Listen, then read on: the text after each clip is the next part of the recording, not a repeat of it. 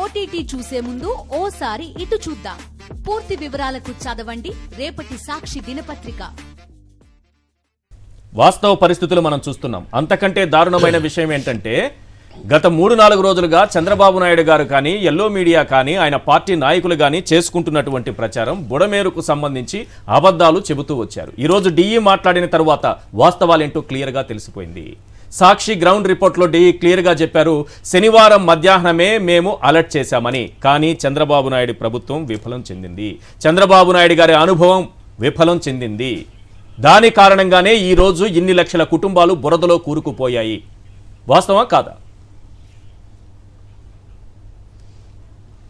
సరే, ఇప్పుడు ఈ తుఫాను ముందుగా వస్తుందని చెప్పినటువంటి సందర్భంలో 28వ తారీఖు నుంచి స్టార్ట్ అయింది సార్. అవును, 28వ తారీఖున ఐఎండి స్టేట్ గవర్నమెంట్కి చెప్పింది ఇలాగ రాబోతోంది అని చెప్పని.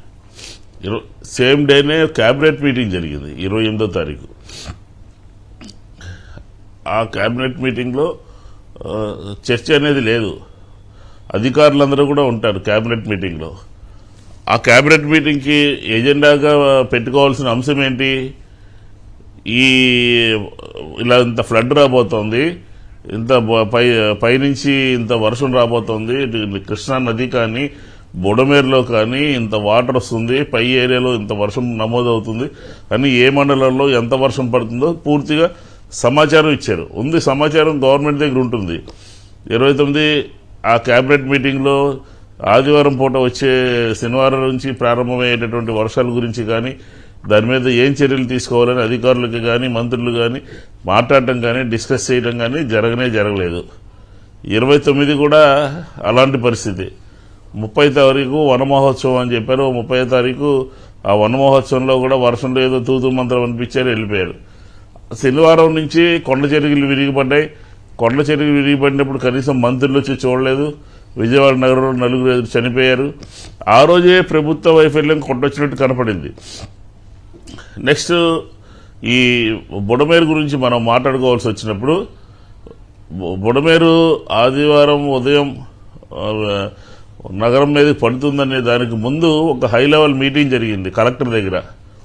కలెక్టర్ గారు, జిల్లా యంత్రాంగము, లైన్ ఆఫీసర్స్ అందరూ, ఎలా ఇరిగేషన్ సంబంధించి బుడమేరుకు సంబంధించి అందరూ కూడా ఉన్నటువంటి పరిస్థితి ఈ రకంగా ఉన్నది. బుడమేరు గేట్లు ఎత్తాలి అని చెప్పని ఒక డెసిషన్ తీసుకున్నారు.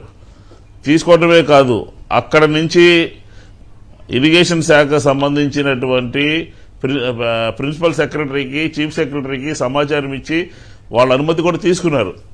కానీ తీసుకున్న తర్వాత బుడమేరు పైనుంచి వచ్చేటటువంటి వాటరు కృష్ణా నదిలోకి ఎంత వెళ్తుంది, కృష్ణా నది లెవెల్ ఎంత ఉంది, మిగతా సంబంధించినటువంటి వాటరు బుడమేరు కిందకి విజయవాడ నగరం మీదుగా ఉన్నటువంటి బుడమేరు కోర్సులో ఎంత వెళ్తుందని స్పష్టంగా అంచనా ఉన్నప్పుడు, స్పష్టంగా తెలిసినప్పుడు ముందు రోజు మధ్యాహ్నం అంటే రెండో రోజు ఉదయం 7:30-8 ఊరి మీదకి పడింది అనమాట.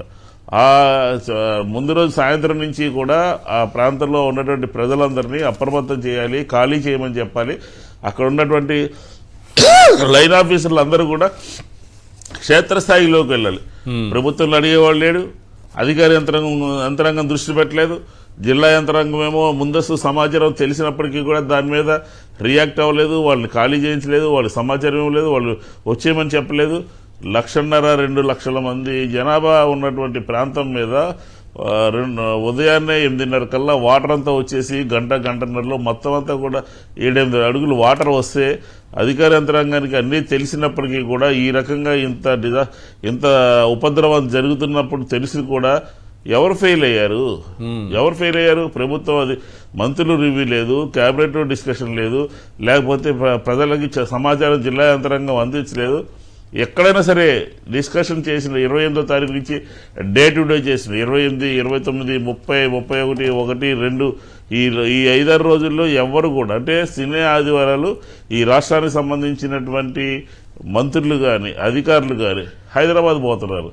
ఇక్కడ ఏం జరిగినా పట్టించుకోవట్లేదు, ఏం జరిగినా కూడా వాళ్ళకి చీమ కుట్టినట్లేదు.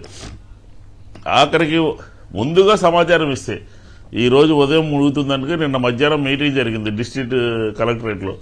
వాళ్ళందరికీ కూడా తెలుసు. వాడికి ముందుగా సమాచారం ఇవ్వకుండా చేతులెత్తేసి ప్రజలందరినీ కూడా ఇబ్బందులకు గురి చేశారు.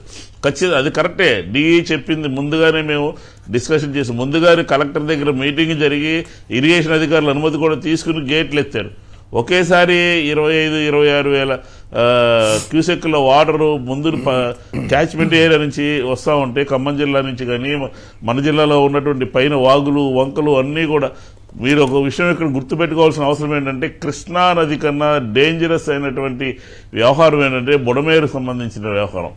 ఆ బుడమేరుకు సంబంధించిన వ్యవహారంలో జాగ్రత్తగా ఉండాల్సింది అధికార యంత్రాంగం అజాగ్రత్తగా ఉంది, నిర్లక్ష్యంగా ఉంది, వదిలేసింది. ఏం పట్టించుకోలేదు, చాలా చిన్న విషయంగా తీసుకుంది. అదే ఇలాగైనా 15 ఏళ్ల తర్వాత వస్తోందంటే ఇదేదో కింది స్థాయిలో తీసుకునే నిర్ణయాలు కావు. 15 ఏళ్ల తర్వాత ఈ స్థాయిలో వరద వస్తోందంటే జరిగిన తర్వాత ఆ పై గండి పడిన తర్వాత 15,000 కన్నా ఎక్కువ పోయేటటువంటి పరిస్థితి లేదు కృష్ణానదిలోకి. మిగతా 10,000 క్యూసెక్ల వాటర్ అంతా కూడా ఇటు పక్కకు వచ్చేసింది. దీనికి కారణం మనం ఇప్పుడు చెప్పడం కాదు, దీనికి కారణం ప్రధానంగా పరిపాలించేటటువంటి వాళ్ళు, పరిపాలనలో ఉన్నటువంటి అధికారులు, జిల్లా యంత్రాంగం. ఈ ముగ్గురికి కూడా బాధ్యత ఉంది. 3 రోజుల పాటు కనీసం సమాచారం లేదు, కనీసం వాళ్ళకి మంచినీళ్ళు లేవు, తినడానికి తిండి లేదు, కరెంటు లేదు, ఏమీ లేకుండా 3 రోజుల పాటు ఉండిపోయారు. అయిపోయిన తర్వాత దీనికి కారణం వైఎస్ఆర్ కాంగ్రెస్ పార్టీయే, ఫలానా వ్యక్తి అక్కడి నుంచి అక్కడ పైన నిర్లక్ష్యంగా వ్యవహరించడం బట్టి ఇది జరిగిందని చెప్తారా? అంటే మీరే పడవలు పంపించారని చంద్రబాబు నాయుడు గారు ఆరోపణ. ఈరోజు దీని మీద ఎవరన్నా దుష్ప్రచారం చేస్తే, దీని మీద ఎవరన్నా ఇది చేస్తే అని చెప్పారంటారు. ఉన్నటువంటి వాస్తవం ప్రజలకు చెప్పాల్సినటువంటి అవసరం ఉంది కదా. రైట్. కాబట్టి ఖచ్చితంగా ఈ పాపానికి కారణం ఎవరు ఏంటనేది మనం చెప్పవసరం. ఈరోజు ప్రజలే చెప్తా ఉన్నారు. గతంలో కూడా బుడమేరు జరిగింది. జరిగినప్పుడు చాలా జాగ్రత్త తీసుకున్నారు వైఎస్ గారి హయాంలో. తర్వాత దాన్ని బాగు చేయాలనుకున్నారు. దాన్ని హెడ్ రెగ్యులేటరీ దగ్గర నుంచి కుడికాలంలో పోలవరం కుడికాలంలో కట్టి దాంట్లో తీసుకెళ్లాలని చాలా ప్రయత్నాలు చేశారు. రైట్. ఇక్కడ విష్ణు గారు, మీరు ఆ వరద సహాయక చర్యల్లో పాల్గొన్న మీరే జలుబు దగ్గుతో బాధపడుతున్నారంటే ఆ వరదల్లో 4 రోజుల నుంచి నీటిలో ఉన్నవాళ్ళు రేపు పరిస్థితులు ఎలా ఉంటాయనడానికి ఒక నిదర్శనంగా నాకు కనిపిస్తోంది. రేపు ఇలాంటి అనారోగ్యాలు ఎన్ని వ్యాపిస్తాయి. ఆ శవాలు అంటున్నారు, ఆ మహిళ అయితే దుర్వాసన అంటోంది. కుళ్ళిపోయినటువంటి ఆ పరిస్థితుల మధ్య వాళ్ళ జీవనం మరి అంటురోగాలు ఎన్ని ప్రబలుతాయో, ఇక ప్రభుత్వం ఏ రకంగా వారిని ఆ కష్టాల నుంచి, ఆ ఇబ్బందుల నుంచి, వారిని అనారోగ్యాల నుంచి బయటపడేస్తుందో చూడాలి.